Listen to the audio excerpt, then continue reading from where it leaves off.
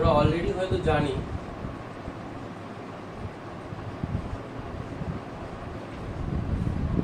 Clause সম্পর্কে। Before we learn clause, we must know ক্লজটা কি, ক্লজটা কোথায় ইউজ হয়, কোথায় ইউজ হয়? সেন্টেন্স।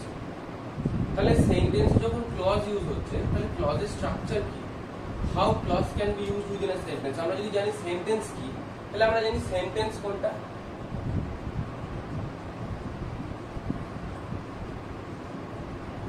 সেন্টেন্স কোনটা? A group of meaningful words including a verb, main verb. একটা মিনিংফুল গ্রুপ অফ ওয়ার্ড থাকবে যার মধ্যে একটা ফাইনাইট ভার্ব বা main verb must have been there. এটা তো সেন্টেন্স, তাই তো মিনিমাম একটা সেন্টেন্সের ক্রাইটেরিয়া এটাই, ঠিক কি না? তাহলে আমি যদি একটা স্ট্রাকচার লিখি একটা মিনিমাম ক্রাইটেরিয়া অফ সেন্টেন্সে, তাহলে একটা সাবজেক্ট থাকতে হয়, একটা ফাইনাইট ভার্ব থাকতে হয়, আর একটা অবজেক্ট থাকলে থাকে, না থাকলে না থাকে, তাই তো? এটা minimum criteria of a sentence. তাহলে এটা যদি minimum criteria of a sentence হয়, then what will be the minimum criteria of a clause for being a part of a sentence? একটু কনফিউজিং লাগছে, তো আমি ফার্স্ট এটা লিখে নিই ক্লজ কি।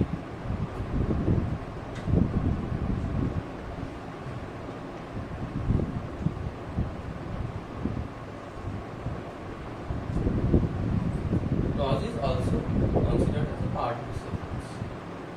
এটা যখন পার্ট অফ এ সেন্টেন্স, আবার আমরা বলছি যে সেন্টেন্স লিখতে গেলে তার একটা মিনিমাম ক্রাইটেরিয়া হচ্ছে সাবজেক্ট, ভার্ব আর অবজেক্ট। এটা মিনিমাম বলেছে, try to understand. Minimum not stands for that এটাই, এটার পরেও আরো অনেক বড় হতে পারে, অনেক বেশি কিছু হতে পারে, তাই না? তাহলে what is the minimum criteria of a clause, এটা একটু দেখে। Minimum criteria of a clause হচ্ছে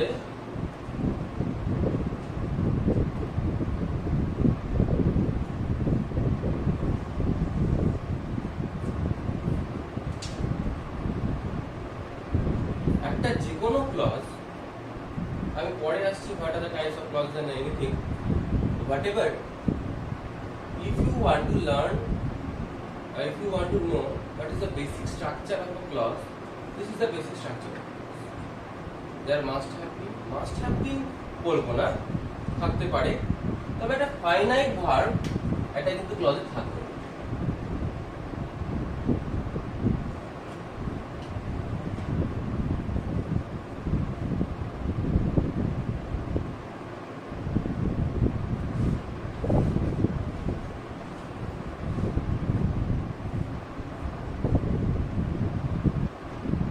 একটা ফাইনাইট ভার্ব কিন্তু থাকতে হবে, must be present there in. এইবার আমি যদি বলি স্যার আপনি বললেন যে ক্লজেও সাবজেক্ট ভার্ব অবজেক্ট, আবার বলছেন সেন্টেন্সেরও minimum criteria subject verb object, তাহলে কি সবটা মানে সেন্টেন্স মানেই ক্লজ? না, সেন্টেন্স মানে কিন্তু ক্লজ নয়, তবে একটা ক্লজ মানে একটা ছোট সেন্টেন্স হতেই পারে। As I told you, part of a sentence, clause is part of a sentence. তাহলে এই যে ক্রাইটেরিয়াটা আছে, একটা সাবজেক্ট থাকতে হবে, একটা ভার্ব থাকতে হবে, আবার অবজেক্ট থাকলে থাকবে, সাবজেক্ট নাও থাকতে পারে এখানে, কিন্তু ভার্বটা থাকতে হবে। এই একটা ক্লজকে আমি একটা ছোট সেন্টেন্স বলতেই পারি, কিন্তু একটা সেন্টেন্স একটা ক্লজ নাও হতে পারে। There in a sentence, if the sentence is a long type of sentence, then there may be a more than of one finite. ঠিক আছে? সেক্ষেত্রে তখন হয়তো ক্লজ গুলোকে আমরা ডিফারেন্ট ওয়েতে ইউজ করতে পারবো উইদিন আ সেন্টেন্স। এই জাস্ট এই পার্টটুকু বোঝা গেছে ক্লজটা কি, ক্লজ কিভাবে ইউজ হচ্ছে। It is used within a sentence, একটা সেন্টেন্সের মধ্যে ব্যবহার হয়, এবং এটা একটা সেন্টেন্সের পার্ট যেখানে একটা ফাইনাইট ভার্ব থাকাটা মাস্ট। That's it. এবার আমরা আসবো, তাহলে আমরা এটা মিটিয়ে দিচ্ছি সেন্টেন্সের পার্টটা।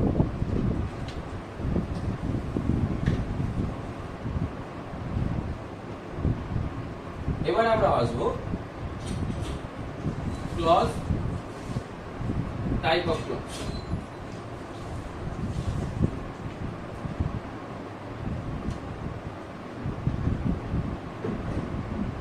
আমরা টাইপস অফ ক্লজ বলতে গিয়ে যে ভুলটা সবচেয়ে প্রথমে করে ফেলি সেটা হচ্ছে আমরা মনে করি যে টাইপস অফ ক্লজেস বলতে যারা হয়তো একটু অল্প জ্ঞানী বা হয়তো সামান্য হয়তো একটু জেনেছি বা হয়তো পড়েছি বা ভুলে গেছি, এটা করতে গিয়ে আমরা টাইপস অফ ক্লজ বলতে গিয়ে যে ভুলটা সবচেয়ে আগে করে ফেলি সেটাতে আমরা বলে ফেলি যে clause, three types of clause: noun clause, adjective clause আর অ্যাডভার্ব ক্লজ। এটা বলে ফেলি, যার মধ্যে কেউ কেউ হয়তো বলে ফেললে ইফ ক্লজ। হ্যাঁ, but no, these are not the exactly, I can say that these are the types of verbs, types of clauses. ওটা এক ধরনের ক্লজের part. These are the parts of one type of clause that is called subordinate clause. আমি পরে আসছি, বুঝাচ্ছি। কিন্তু কেউ যদি বলে যে clauses are of three types, as we all know clauses are of three types: adjective, noun and adverb clause. Exactly, you are correct. So this is not exactly you are correct. So types of clauses হচ্ছে main clause, যেটাকে আমরা principal clause বলে থাকি,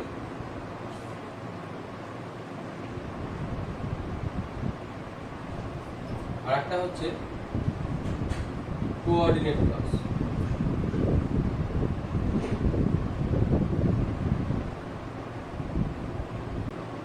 আরটা লিখবো, লিখতে ভুলে গেছি। আর একটা হচ্ছে সাবঅর্ডিনেট।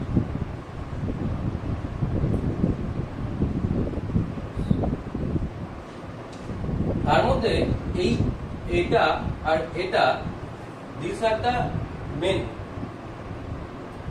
এই কোঅর্ডিনেট ক্লজটা কিভাবে আমরা সেন্টেন্সে ইউজ করে থাকি দ্যাট উই উইল লার্ন। সবকটা শিখবো আগে আগে আমরা। এই কোঅর্ডিনেট ক্লজ কিন্তু এর যে ইউজটা in a sentence, it is like the part of main clause. মানে অনেক বুকে দেখা যাবে যে তারা বলবে clauses are of two types: main clause আর সাবঅর্ডিনেট। এবং মেন ক্লজের একটা পার্ট হিসেবে কোঅর্ডিনেট ক্লজকে দেখাবো। তো আমাদের বোঝার সুবিধার্থে আমরা মেন ক্লজ, কোঅর্ডিনেট ক্লজ আর সাবঅর্ডিনেট ক্লজ এই তিনটে টাইপ করে শিখছি।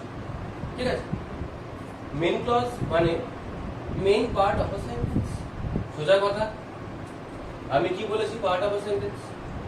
হ্যাঁ, তাহলে মেইন ক্লজ স্ট্যান্ডস ফর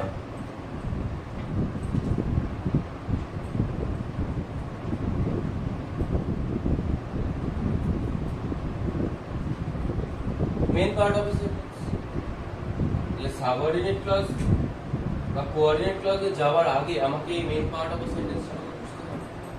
তাহলে main part of a sentence মানে যখন আমরা কোনো সেন্টেন্স লিখছি, when we will write any sentence, we must have to find what is the main role of a particular sentence. মানে আমি বললাম আমি ভাত খাই, I eat rice, কথা যদি আমি বলি, তাহলে I eat rice এর main part of a sentence কি? I eat rice।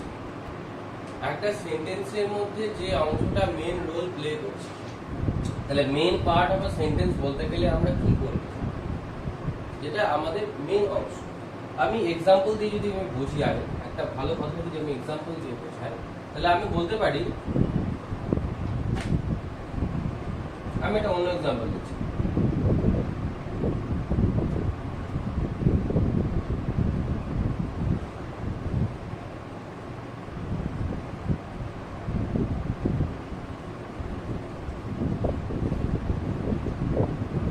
I know a man who is a doctor. ঠিক আছে? এই I know a man who is a doctor আমরা বলেছি কি সেন্টেন্সের মধ্যে ক্লজ এরকম হতে পারে যেখানে সাবজেক্ট, ভার্ব, অবজেক্ট থাকা যায়। এই সেন্টেন্সটায় I know a man, এখানে ভার্ব হচ্ছে নো, আর who is এর মধ্যে এখানে is হচ্ছে ভার্ব। এই দুটো সেন্টেন্স আছে কিন্তু, তার মানে এখানে সেপারেট সেপারেট ছোট ছোট দুটো সেন্টেন্স আছে। একটা হচ্ছে I know a man আর একটা হচ্ছে who is a doctor। তাহলে এই দুটোর মধ্যে মেইন পার্ট কোনটাকে লাগছে এবার বুঝতে সুবিধা হবে। বোর্ডে লিখলাম I know a man। তাহলে I know a man টাকে আমরা অবভিয়াসলি বলবো কি, এটা একটা একটা ক্লজও, হ্যাঁ কি না? Is it clause or not? Because according to the structure of a clause, there may be a subject, there may be an object, but there must have been a finite verb. তাহলে এখানে একটা subject আছে, I, এখানে একটা verb আছে, এখানে একটা object আছে। তাহলে this is the clause or not? Yes. তাহলে এটা যেহেতু main part of the sentence, it is a main clause. ঠিক আছে, এবার আমরা সাবঅর্ডিনেট ক্লজটা আগে বুঝবো, তারপরে কোঅর্ডিনেটে যাব। এবার এই সেন্টেন্সটাকে যদি আমি বলি, তাহলে এটা কি ক্লজ বললাম? এটা মেইন ক্লজ। এবার সাবঅর্ডিনেট ক্লজটা আগে বুঝবো। সাবঅর্ডিনেট ক্লজ বোঝার আগে সাবঅর্ডিনেট ক্লজের কিছু নিয়ম আমি ছোট করে লিখে দিচ্ছি। এটা হচ্ছে sub part of a sentence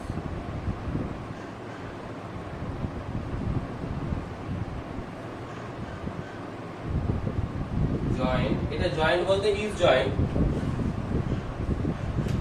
with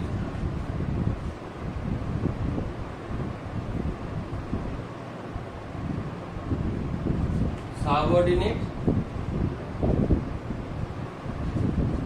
conjunction or relative pronouns। কি হয়?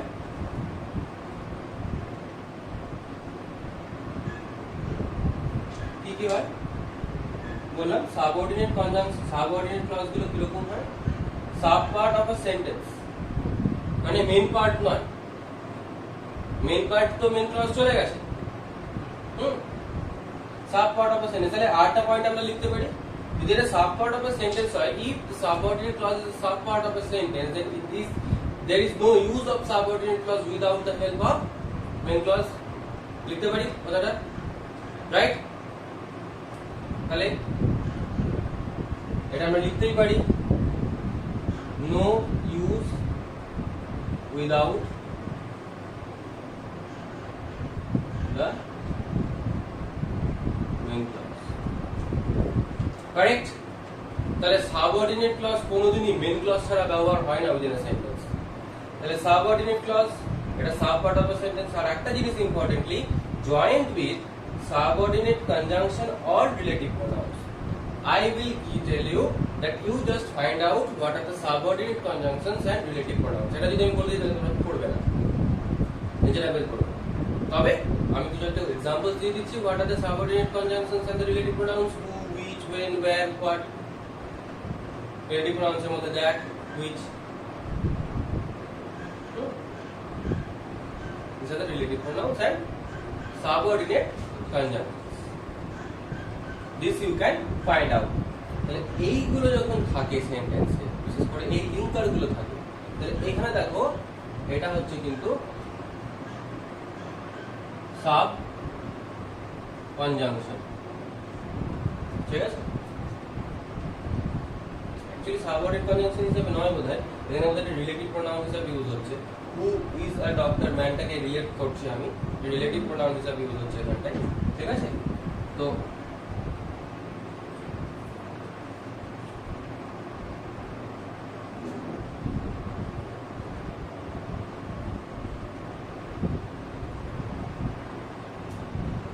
তো এবার বলো দেখি, যদি আমি এই সেন্টেন্সটা উঠিয়ে দিতাম, ইজ আ ডক্টর বা who is a doctor, is that any meaning? এটাকে লাগাচ্ছি তবে এটার মিনিং আসছে। তাহলে এখানটা কি? No use without main clause, মিলছে? তাহলে এটা আমাকে দেখে নিতে হবে ব্যাপারটা। তাহলে হু ইজ আ ডক্টর, এই পার্টটাকে তাহলে আমরা কি বলতে পারি? এটা কি বলতে পারি?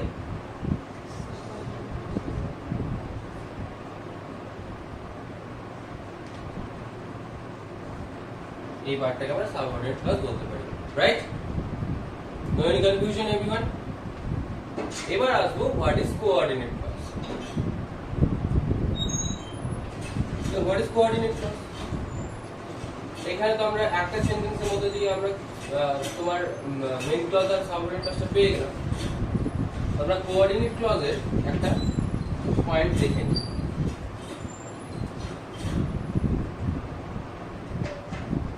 কোঅর্ডিনেট ক্লজের পয়েন্ট আমাদেরকে দেখতে গেলে আমাদেরকে জানতে হবে যে কোঅর্ডিনেট ক্লজ যখন আমরা জয়েন করি in a sentence বা লিখি, কোঅর্ডিনেট কথাটার meaning that means it is coordinate to something, right? তাহলে it is coordinate to the main clause, that's it.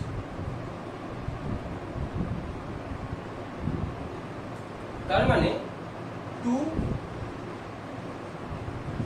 independent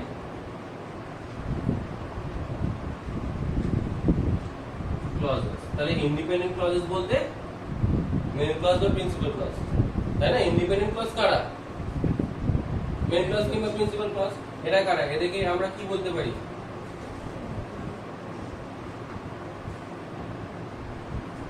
পারি কি পারি না? হ্যাঁ, two independent clauses join with coordinate conjunction. আমি again বলবো, what are the coordinate conjunctions that you will have to find out. তবে as you all know a little bit what can be the coordinate conjunctions and but yet so, right? Or তাহলে এখানে coordinate clause actually কিছুই না। Coordinate clause হচ্ছে যখন দুটো পাশাপাশি main clause বসে এবং this are joint with a coordinate conjunction, then we can say that it is a coordinate clause. তাহলে एग्जांपल যদি দিতে যাই তাহলে ওই সেন্টেন্সটা দিয়ে আমাদের হয়ে যাবে যে I know a man, I know the man করে দিচ্ছি এবার,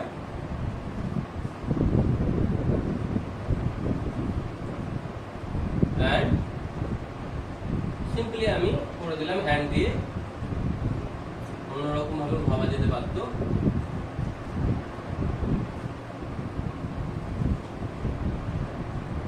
তাহলে এই যে কনজাংশনটা আমি লাগালাম, this is actually a coordinate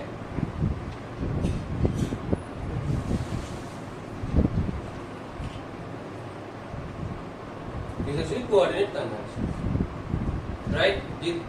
Clear? These are the types of clauses: main clause, subordinate clause, and coordinate clause, or main clause, coordinate clause, and subordinate clause. I hope there is no confusion, everyone.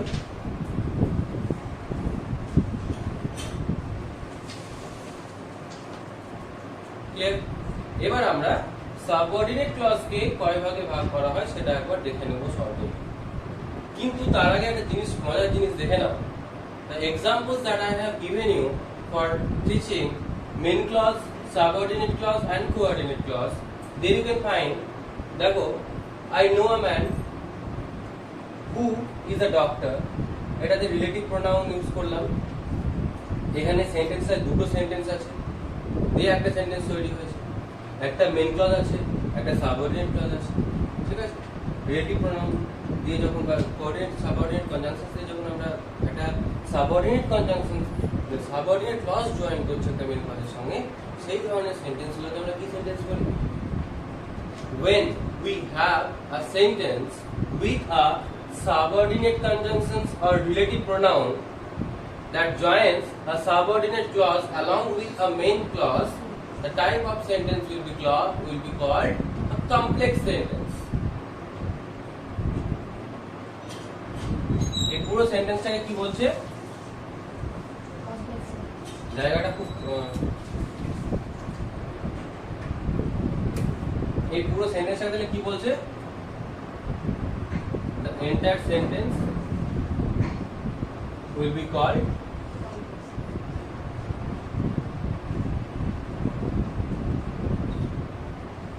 complex sentence,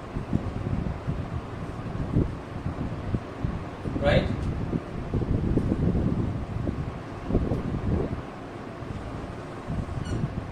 This entire sentence is called complex sentence.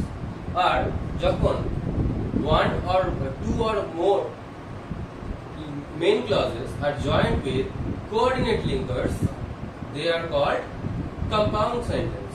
তাহলে এই সেন্টেন্সটা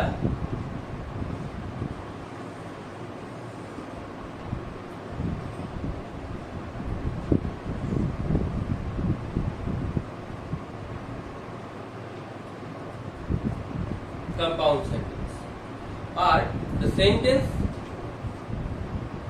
having only one finite verb. The sentence having, যদি আমরা clause গুলো বুঝে গিয়ে থাকি তাহলে কমপ্লেক্স সেন্টেন্স আর কম্পাউন্ড সেন্টেন্স আমাদের বুঝতে it will take no time, because the sentence which are having more than one finite verb joined with a subordinate linker or relative pronoun is called complex sentence. A sentence having more than one finite verb joined with a coordinate linker or conjunction is called compound sentence. And a sentence which are having only one finite verb, there will be no other linker, this will be called a simple sentence. তার মানে আমরা যে sentence আমরা প্রথমে লিখেছিলাম simple sentence তাহলে কি,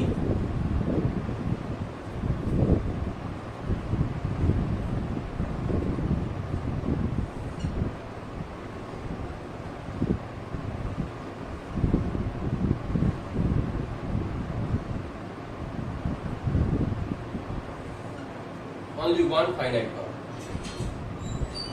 এবার ঘটনা হলো I know a man who is a doctor ছিল, I know the man and he is a doctor ছিল, এটাকে যদি আমাকে এখন যদি বলে সিম্পল সেন্টেন্স এর তার মানে আমাকে এটা মাথায় নিয়ে নিতে হবে we have to know that এইখানে নো আর ইজ দুটো ভার্ব ছিল, এখানেও নো আর ইজ দুটো ভার্ব ছিল। এবার আমাকে একটা ভার্বে আনতে হবে, একটাই ভার্ব ইউজ করতে হবে, but you should know that, এটা মাথায় রাখতে হবে যে মিনিংটা যেন চেঞ্জ না।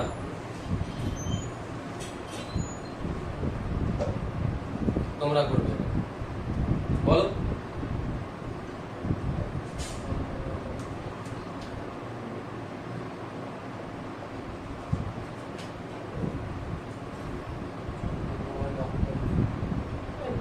এটার হিসাবে যদি সিম্পলি করতে হয় I know a doctor, I know a doctor, I know the doctor, because I am indicating the particular man only. ঠিক আছে, এটার এক্সাম্পল যদি আর একটু বেটার দিতাম আমি, like I know the man, he is poor, সেই একটা কমন এক্সাম্পল যদি দিতাম, say he is poor, but he is honest, এটা কম্পাউন্ড সেন্টেন্স হতো। যদি বলতাম though he is poor he is honest, এই দো দিয়ে যেহেতু আগে লাগিয়েছি দোটা তোমার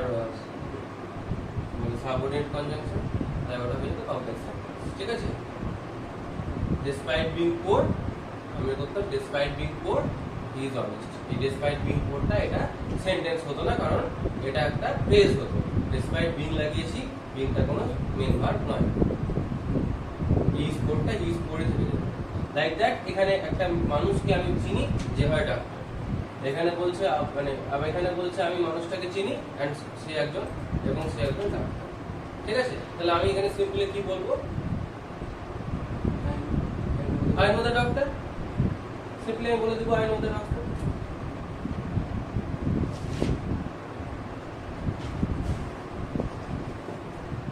তাই না, তাহলে আমাদের সেন্টেন্স ট্রান্সফরমেশন যেটা সেটাও কিন্তু আমরা এখান থেকেই বুঝে নিতে পারবো। Is it clear, everyone? No any confusion from this part?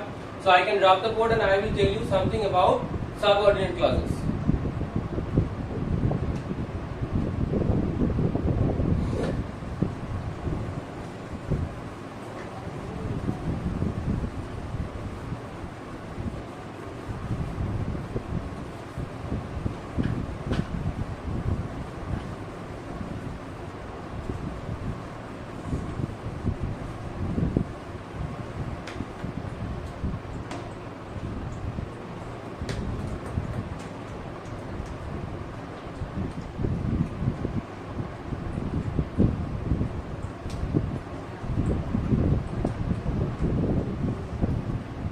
Subordinate ক্লজকে বেসিক্যালি ভাগ হচ্ছে noun clause,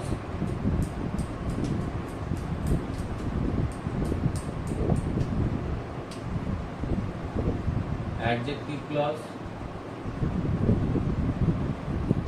R adverb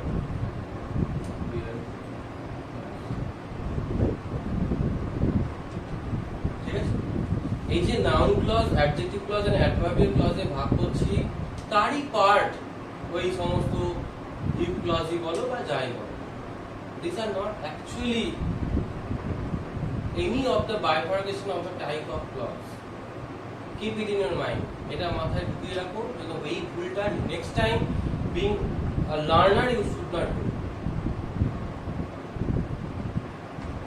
basically if clauses গুলো ওই অ্যাডজেক্টিভ কিংবা অ্যাডভার্বিয়াল ক্লজ।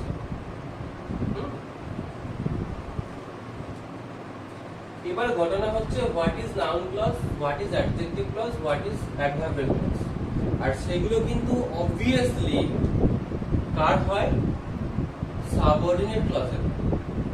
কারণ this are used as a subordinate in a sentence, subordinate part in a sentence. তাহলে যে সেন্টেন্সের অংশটা সাবঅর্ডিনেট হিসাবে ইউজ হয় সেটা নাউনের মতো ব্যবহার হলে নাউন ক্লজ, অ্যাডজেক্টিভের মতো ব্যবহার হলে অ্যাডজেক্টিভ ক্লজ, আর অ্যাডভার্বের মতো ইউজ হলে অ্যাডভার্বিয়াল ক্লজ।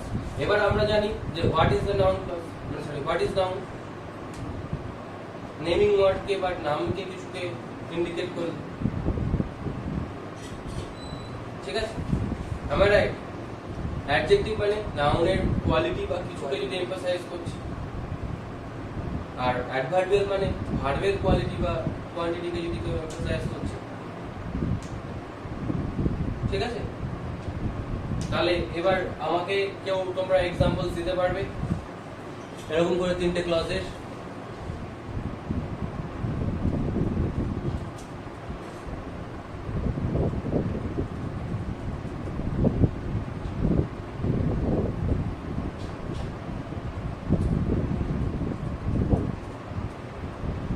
বলো, ট্রাই করো।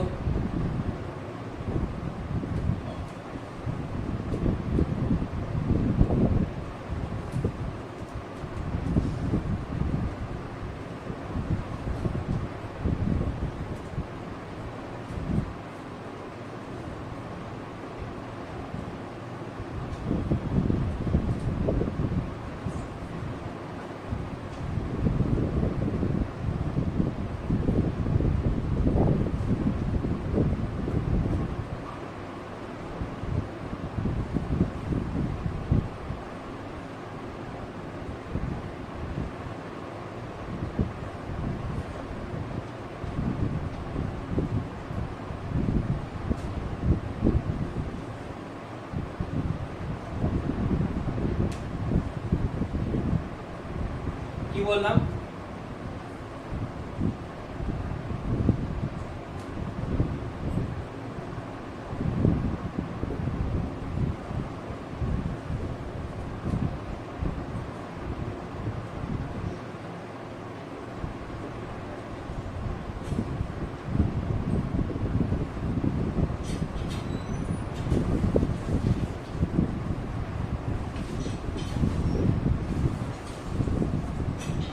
বা একটা করে আমাকে एग्जांपल দিলেই আমি বলে দেব যে কি। আর একটা example is she was saddened by what she had read। একটা एग्जांपल পেলাম আমি, she was saddened by what she had read।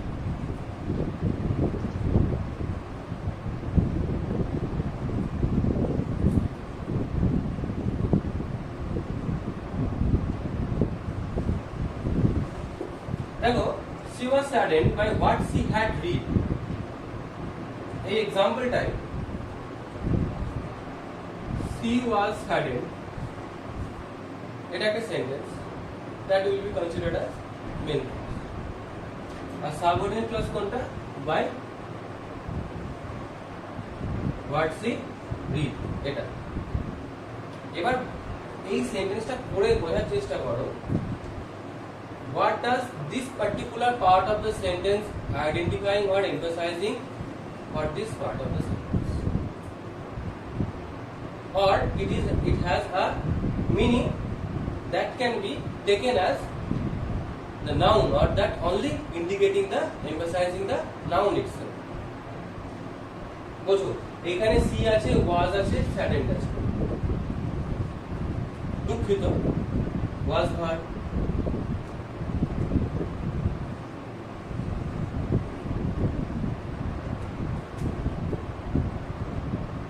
এটা সি নাউন।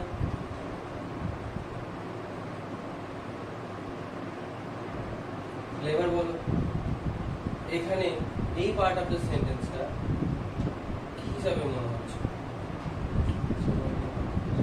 এই সেন্টেন্সটাকে দেখো ভালো করে বুঝো। আমি এখানে কথা লিখেছি না, এমফাসাইজিং নাউন। নাউন বলতে সেন্টেন্সের কি কি হয় বলো তো?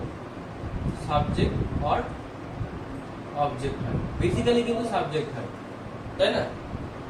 অ্যাডজেক্টিভ বলতে এই সাবজেক্ট কিংবা অ্যাডজেক্টিভের কোয়ালিটি, সাবজেক্ট কিংবা অবজেক্টের কোয়ালিটিকে এমফাসাইজ করে অ্যাডজেক্টিভ। আর অ্যাডভার্বের কাজ কি? ভার্বের কোয়ালিটি।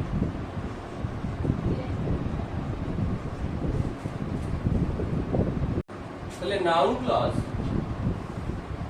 এমফাসাইজিং নাউন, তাহলে নাউন কোনগুলো হয়? বেসিক্যালি সাবজেক্ট কিংবা অবজেক্ট।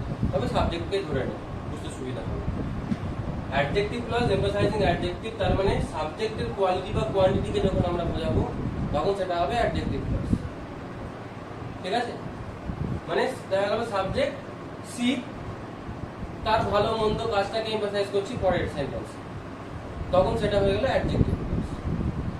আর ভার্বের যখন কোয়ালিটি বা কোয়ান্টিটিকে এমফাসাইজ করবে, আমি তো সেটা শর্টে লিখলাম কোয়ালিটি বা কোয়ান্টিটি, মানে এখানে ধরো এটা ভার্ব, এই ভার্বটাকে যখন এমফাসাইজ করে পরের সেন্টেন্সে বোঝানো হবে কাজটাকে, অ্যাক্টিভিটিটাকে, কতক্ষণ করলো না করলো এই ব্যাপারটাকে যখন বোঝানো হবে তখন সেটা হয়ে যাবে তোমার অ্যাডভার্বিয়াল। তাহলে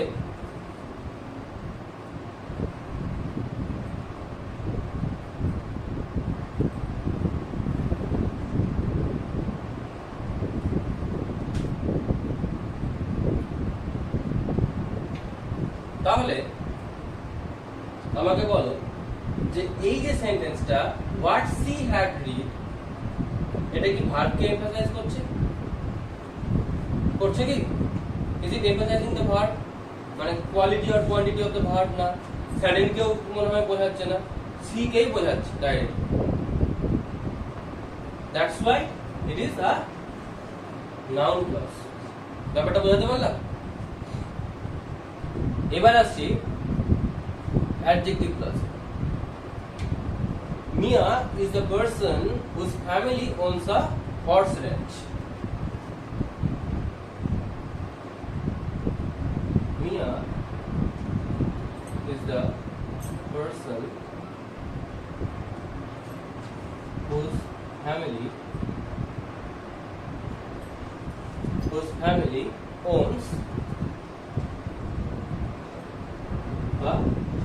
owns a horse ranch.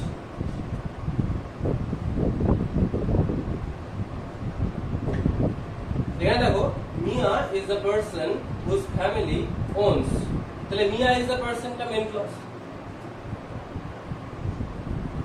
এটা তো মেইন ক্লজ। আর এই whose family owns a horse ranch কাকে এমফাসাইজ করবে? এই সেন্টেন্সটা পড়ে বোঝো, হুজ ফ্যামিলি, আমার আছে, মাই হু, মাইটা অ্যাডজেক্টিভ জানিস? আচ্ছা মাইটা কেন অ্যাডজেক্টিভ পরে কোনোদিন বোঝাবো। তাহলে এখানে ফ্যামিলি আছে,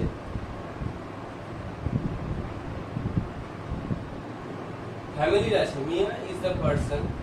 এখানে কি মিয়াকে বলছে? মিয়াকে কি ডাইরেক্ট কিছু বলছে? এটা যেমন মিয়াকে বলছিল মানে সি কে বলছিল, এখানে কি সি কে মানে সি বলতে মিয়াই ধরে নিলাম আমি, সাবজেক্ট কি কিছু ডাইরেক্ট বলছে? তার ফ্যামিলির কিছু আছে, এমফাসাইজ করছে জিনিসটাকে, কোয়ালিটি বা কোয়ান্টিটিটাকে ডিসক্রাইব করছে, তাই না? তার জন্য এটা অ্যাডজেক্টিভ। নাউন কে করছে ব্যাপারটা, তার জন্য অ্যাডজেক্টিভ। এটা ভার্ব কি করলে ওটা আমরা অ্যাডভার্ব হয়ে যাবে। ক্লিয়ার? আরেকটা বলছে even if I take the train,